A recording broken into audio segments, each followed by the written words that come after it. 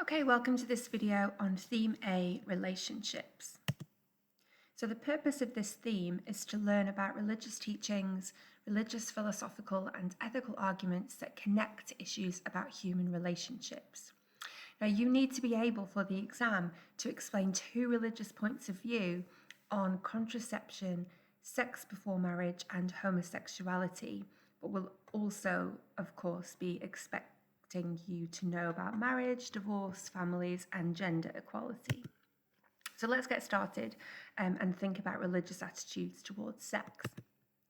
So there's some key terms that you really need to know here. So we need to understand what is meant by human sexuality, so how people express themselves as sexual beings, and what is meant by heterosexual and homosexual. So heterosexual to be sexually attracted to members of the opposite sex, and homosexual to be sexually attracted to members of the same sex. Now, in the UK context, attitudes towards many issues around sex and sexuality have really been transformed in the past 50 years, and there's a few reasons for that, but essentially the availability of contraception and also the legalization of abortion have helped reduce the fear of an unwanted pregnancy, and they have given people more opportunity to explore their sexuality. Now, sex outside of marriage, children outside of marriage, and homosexuality have all become much more widely accepted. And in the UK, same-sex marriage has been recognised in the law since 2013. Now, a Christian view on sex before marriage is that although the legal age of consent here in the UK is 16, and so legally somebody over the age of 16 plus is able to have a sexual relationship, both the Catholic and Church of England churches teach that sex outside of marriage, before marriage, is wrong. And they do that because of Bible teaching. Now, in the 10 Commandments in the Bible, it very clearly states, "You shall not commit adultery." And adultery means any sex outside of marriage. So whether that's sex when people are married but they have sex with other people outside of marriage, or sex before marriage itself. Now, it also states in the Bible, "Flee from sexual immorality. Do you not know that your bodies are temples of the Holy Spirit?" So if your body is a temple of the Holy Spirit, it suggests that it is a house of God. And so therefore, the body should be treated with respect. It should be seen as something sacred. And from that, a connection is made to the idea of sex outside of marriage. And many Christians argue that sex should not be something that is rushed into, and it should only take place in a marriage, in that very committed relationship. Furthermore, Jesus himself Jesus himself taught that lust can lead to adultery, so can lead to sex outside of marriage, and that it is also wrong. So Jesus said, anyone who looks at a woman lustfully has already committed adultery with her in his heart. In other words, you don't necessarily have to have followed through and actually engaged in a sexual relationship in order to have done something sinful or wrong. Now, it's always important to note that when we talk about Christian views or Muslim views, there's always a diversity of opinion. And so although the Catholic and Church of England churches both very clearly teach that sex outside of marriage is wrong, there are many Christians who believe that sex outside of marriage is acceptable if it's part of a loving relationship that is destined for marriage. So if the couple are very committed to each other, if they love each other, if they may be engaged. Okay? Now, an Islamic view on sex before marriage is also worth exploring here. So in Islam, men and women are not able to have sex before marriage. It's very clear in the Quran that sex before marriage, sex outside of marriage, is haram or forbidden. In the Quran, the word zina is used for a sin that is definitely sexual, so adultery, for example. It's seen as a very serious sin to commit zina, and there are very clear punishments set out for adultery, sex outside of marriage, sex before marriage in the Quran. The words of the Quran state, "Come not near to unlawful sex, it is a great sin and an evil way. And do not go anywhere near adultery, it is an outrage and an evil path." So moving on to contraception, there are of course a range of different methods of contraception. The word contraception literally means to prevent conception, so to prevent pregnancy. So our course requires that we understand some of the different types of contraception. So what's known as artificial forms of contraception include the condom, the contraceptive pill, the coil, and the female condom or femidom. Permanent methods of contraception include sterilization and vasectomy. And then in the middle, we have the natural methods of contraception, such as the rhythm method, where the couple will track the woman's menstrual cycle and avoid sex during the most fertile time periods, and also the withdrawal method, where the aim is to prevent sperm coming into contact with the egg by withdrawal during sex.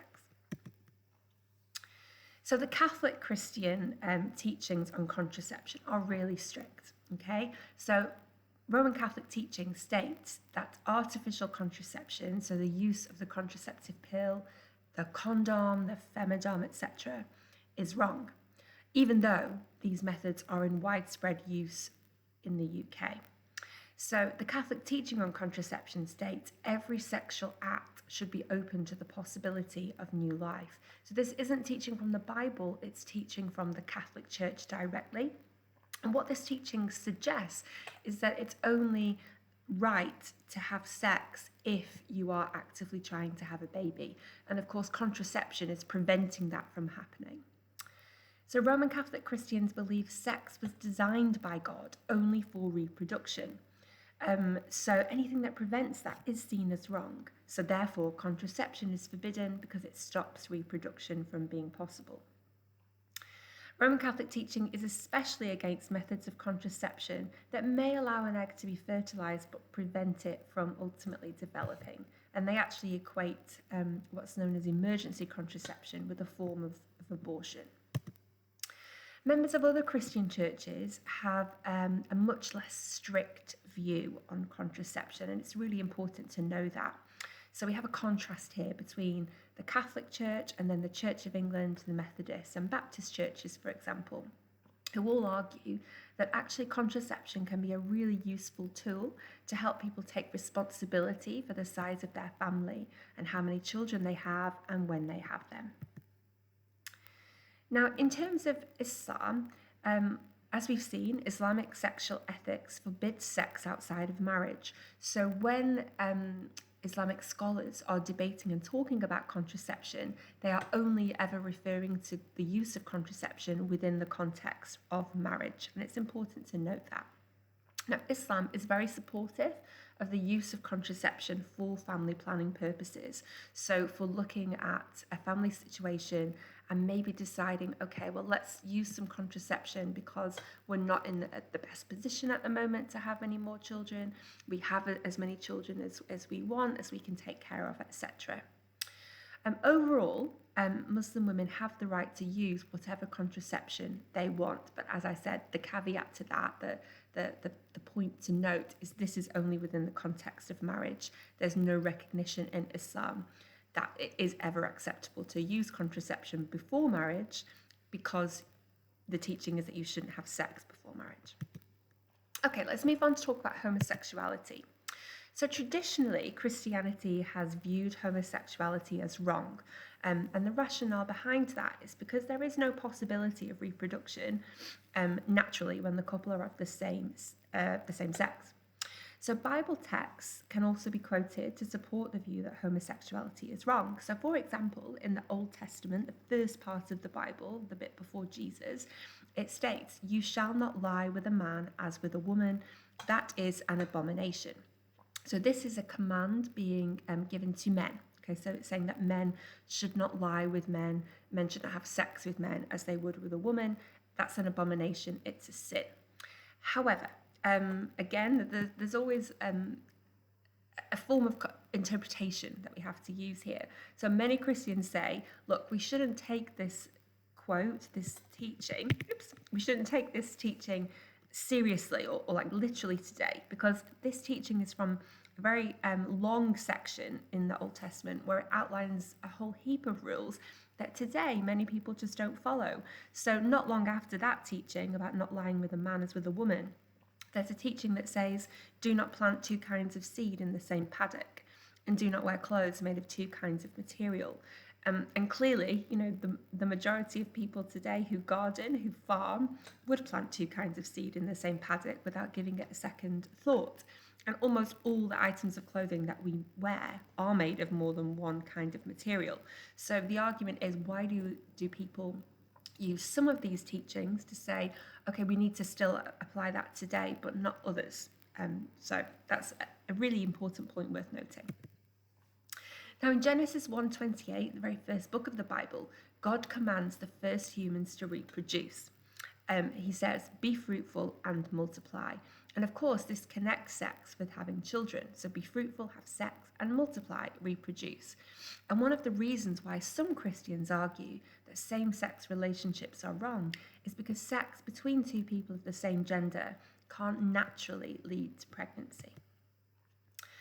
The Roman Catholic Church has an interesting perspective on homosexuality because it teaches that there's actually no sin in being attracted to a member of the same sex. So there's nothing wrong with that sense of attraction. So being attracted to a male if you are a male, etc. But they teach in the Catholic Church that it is a sin if you act on that attraction and actually follow through and have a sexual relationship. Now, many other Christians disagree, and they argue that actually it's the quality of the relationship that's what is most important. And if two people love and really care for each other, then that's really what counts. Now, to support this view, Christians may draw on the teaching from the Bible that states all people are made in the image of God and are therefore special. God created people who are homosexual, and therefore it must be good, because God wouldn't create something that is not good. And then you could also, of course, come back to that teaching of Jesus where he says, love one another. You shouldn't judge people, just love each other. Love is really what matters. And so there shouldn't maybe be a judgment that people attach to sexuality. Now, the Islamic view on homosexuality is also really clear. Okay, it doesn't set rules for same-sex relationships in the Quran, but it very clearly states that unlawful sex is not allowed. Remember, we talked before about the idea of zina. Come not near to unlawful sex. It's a great sin and an evil way. And many Muslims today would view same-sex relationships as unlawful sex, as adultery, particularly because same-sex marriage is not recognized in Islam. So any sex that happens cannot be taking place within the context of a marriage.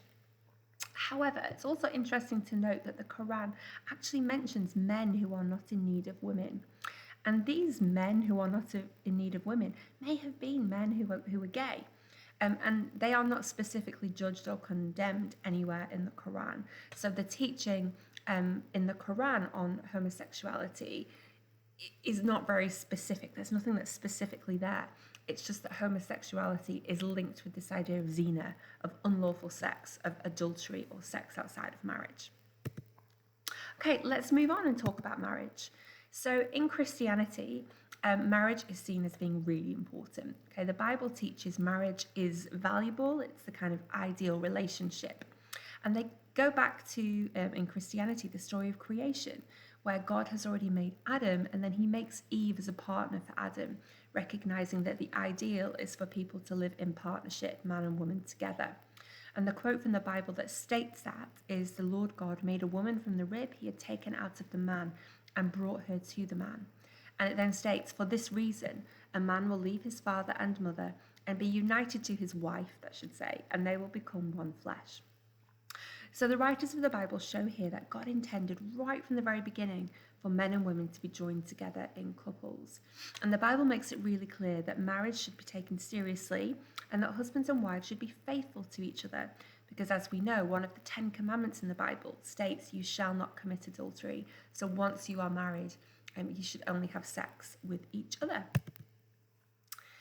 Now, in the Gospel of Mark, Jesus said the words below, which are read as part of many Christian wedding celebrations. So Jesus said, at the beginning of creation, God made them male and female. For this reason, a man will leave his father and mother and be united to his wife, and the two will become one flesh. They are no longer two, but one. Therefore, what God has joined together, let man not separate. So these words are really important because they show that once a couple has been married, They are joined together forever in the eyes of God. They are no longer two, but one. And many Christians use this teaching to argue that it's wrong, therefore, to get a divorce, because a couple will always be married in the eyes of God. What God has joined together, let man not separate. So essentially, that seems to be suggesting that a divorce cannot really happen. You cannot be separated once God has joined you together in marriage. Now, Roman Catholic Christians and Orthodox Christians actually have very specific views about the importance of marriage. So they view marriage as a sacrament, which means it's an outward sign of an inward grace from God. Now, a Roman Catholic marriage ceremony includes a special service, usually of Holy Communion, so the sharing of the bread and wine. That's known as a nuptial mass, and it really shows how important marriage is in the Roman Catholic Church. The Church of England teaches that marriage is made in the sight of God, and also that the promises the couple make to each other are also made with God, so to love one another and stay together through sickness and in health, for example. All Christians believe that marriage is very important because when they're married, people can learn about love, forgiveness, and how to really care for another person very deeply, just like they believe God cares for them. Now, in terms of the purpose of marriage, Christianity teaches that the following are purposes of marriage: so companionship, procreation, and family. So companionship, once a couple are married, they can essentially provide support for each other in good times and in bad. So they make the promise in their vows to stay together forever, no matter what, when they say, for better, for worse, for richer, for poorer, in sickness, in health, till death do us part. Procreation is a second purpose of marriage, and that means to have children. And it comes back again to that teaching in the creation story where God tells people to be fruitful, multiply, and fill the earth, so to have children. And also family is a purpose of marriage. So when a couple get married, it's seen as the beginning of a new family life because they themselves may go on to have children, but also it's the beginning of a new extended family with the in-laws and people being connected through this couple that become married. Now, the marriage vows, as we've touched on already, involve the couple making really clear promises to each other. So they're going to stay together for better, for worse, for richer, for poorer, in sickness and health, to love and to cherish till death us do part. And the couple make these promises in the presence of God, and they say that. So they state, in the presence of God, I make this vow. So in most Christian weddings, the bride and groom will say these promises or vows, and essentially they're saying that they will stay together no matter what forever. And for this reason, many Christians, such as Roman Catholics, teach that it's actually wrong to get a divorce, and they argue that even if a couple get the divorce legally, so in the eyes of the law in the UK courts, they'll still be married in the eyes of God, because in the Bible it states, what God has joined together, man shall not separate. Now, as we know, in the UK, around half of all marriages end in divorce, which suggests that there is that disconnect between perhaps what the church teaches and what Christianity teaches about marriage and how people in British society feel about it. Now, under British law, divorce is legally allowed after 1 year of marriage if the marriage cannot be saved. And there are many reasons why marriage might fail. So there's 5 there. So people might change, there may be adultery, there may be work and money pressure, for example. A legally recognised civil divorce in the UK must be obtained through the courts. And under UK law, people can actually get remarried after divorce as many times as they choose, although this isn't necessarily accepted by religious groups. Now, Jesus specifically taught about divorce, and he said, what God has joined together, man shall not separate. Anyone who divorces his wife and marries another woman commits adultery with her. Now, this suggests that divorce is never allowed and that marriage is for life. On a different occasion, though, Jesus did say that divorce was acceptable in the case of adultery, so unfaithfulness, cheating. And so many Christians take from this the belief that divorce could be acceptable in some circumstances. Now, as there are different views in the Bible on divorce, as we've just seen from Jesus' teaching, there are different views among Christians. So some Christians, such as Roman Catholics, teach divorce is never right. Whereas other Christians, such as Quakers, for example, and Methodists, believe that a divorce is right if the marriage is unhappy. Now, many Christian priests and ministers actually will offer counselling and support to couples who are having difficulties in their marriage, and they'll try and support them so that they're able to stay married. They may also refer couples to non-Christian organisations, such as the Marriage Guidance Service, which is called Relate. Many Christians believe the Christian teaching on forgiveness is really important in marriage. And a key teaching on forgiveness is actually in the Lord's Prayer, where it states, "Forgive us our trespasses as we forgive those who trespass against us." Of course, Jesus also taught very specifically on forgiveness in the Bible, where he said, "Do not judge, you will not be judged. Do not condemn, you will not be condemned. Forgive, and you will be forgiven." Now, the Catholic Church teaches that a legal divorce does not remove the bond between two people who've been married in the eyes of God, as they've become one flesh. The Catholic Church teaches that once the vows have been said in the marriage ceremony, they're binding forever. It lasts forever. Because marriage is a sacrament, it's an outward sign of an inward grace or blessing from God. As a result, the Catholic Church doesn't recognise a divorce that comes through the courts, and Catholics can't get remarried after divorce in a church. However, Catholics can get an annulment of their marriage if they can prove that the marriage was never a true marriage in the first place. So this could be because one of the couple lied about their sexuality, for example. Other Christians besides Catholics, so for example Quakers and Methodists, believe that although marriage should ideally be for life, divorce can sometimes be the lesser of two evils, and they do allow divorced people to get remarried in a religious ceremony. The Orthodox Church also allows people to get divorced and then remarried in a church, but usually not more than twice. And in the Church of England, divorced people can get remarried in a church if they have the permission of the bishop.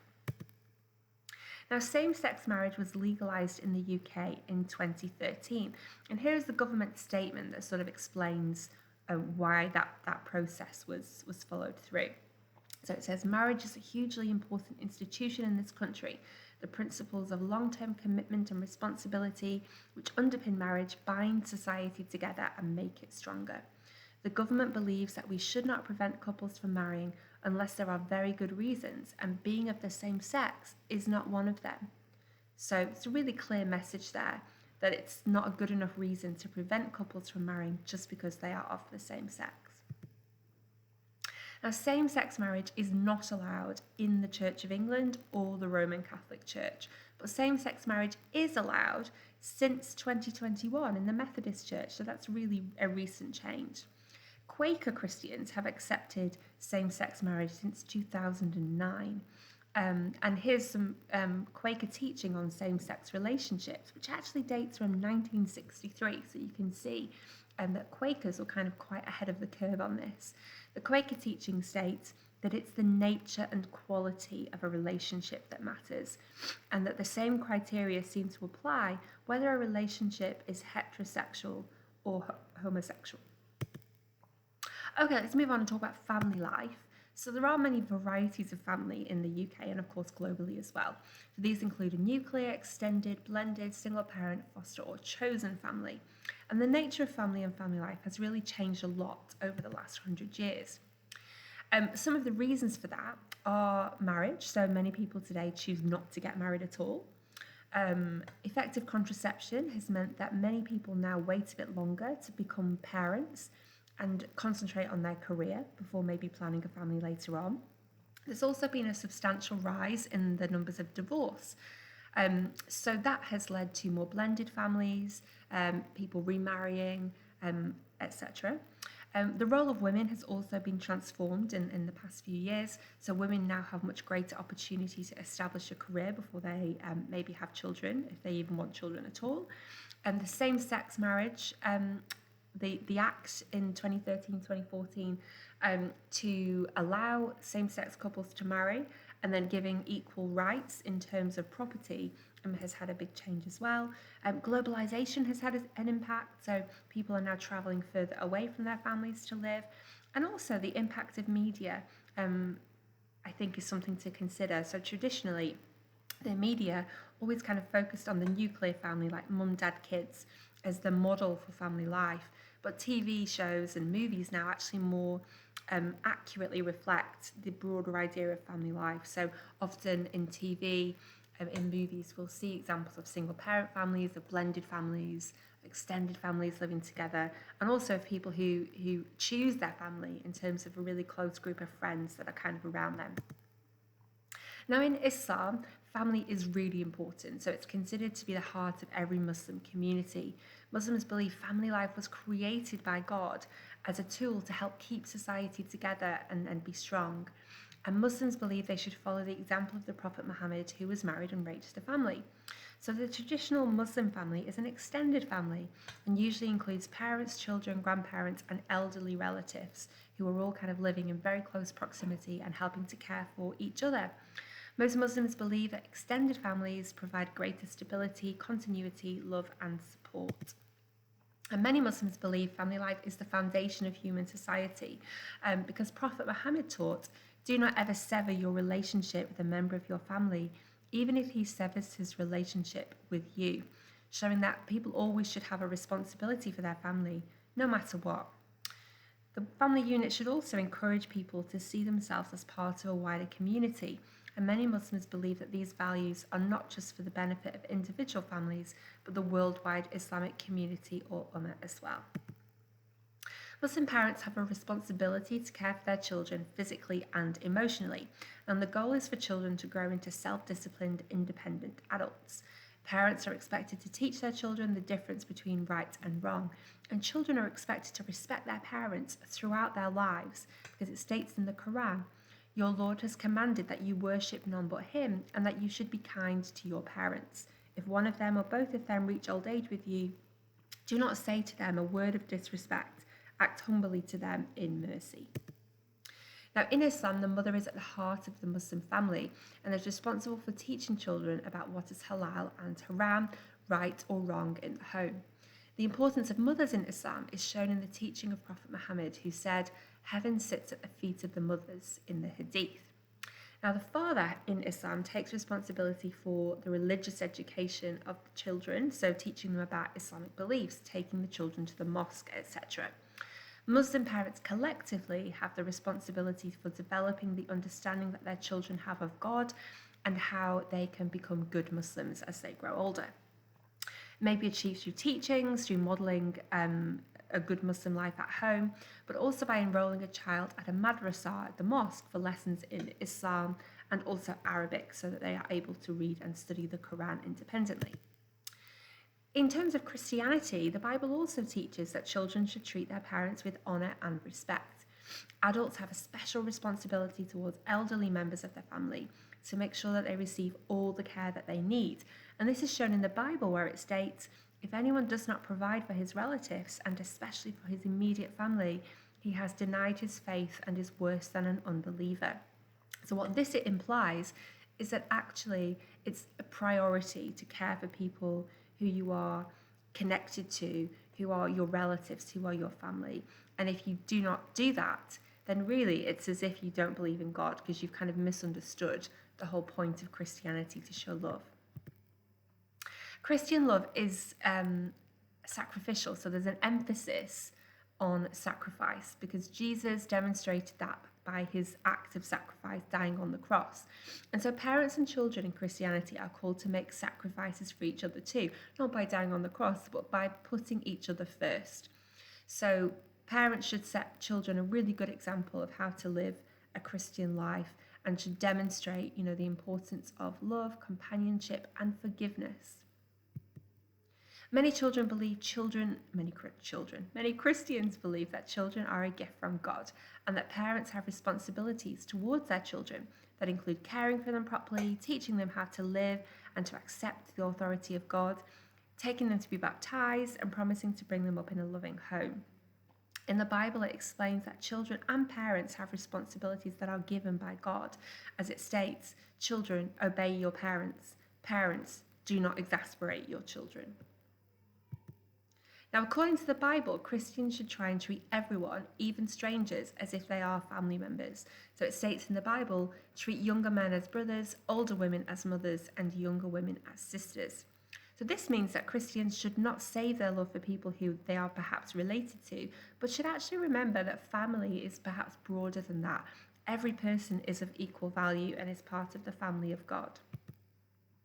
Now, finally, we're just going to touch now on the issue of gender equality, gender prejudice, gender discrimination. So here are some key terms that you need to know. So gender prejudice, when someone is prejudged based on their gender. Gender discrimination, when someone is treated differently because of their gender. And sexual stereotyping means having a fixed idea of how men and women will behave. Now, the roles of men and women have seen a lot of changes in modern society. The term gender equality means that all people of all genders are able to enjoy the same rights and opportunities in all aspects of their lives. UK laws now mean that men and women should have equal rights in all areas such as pay, the right to vote, and the job they do. However, this is not always the case, and certainly not always in religion, as men and women have traditionally had different roles to play in religious customs. Now, Jesus and the early Christians lived in a very male-dominated society, and the Bible really reflects this. The belief that men and women should have different roles is still common in some Christian communities today, and that's because they believe that God made men and women differently. Nowadays, most Protestant churches, such as the Church of England, allow women to become ministers or priests. After allowing women to become priests in 1994, the Church of England finally voted in 2014 to allow women to become bishops. The first women bishops were ordained in 2015, and we had the first female Bishop of London who was elected in 2017. The Catholic Church, however, only allows men to take on ministerial responsibility as priests or bishops. These men have to remain celibate, so they aren't allowed to have sex, and they aren't allowed to marry, because they are believed to be married to the church when they make the decision to become priests. Although they can't be ordained as priests or ministers in the Catholic Church, women can have different roles. So they can help in giving out the bread and wine at Mass through Holy Communion, and they can also perform social roles, such as visiting the sick.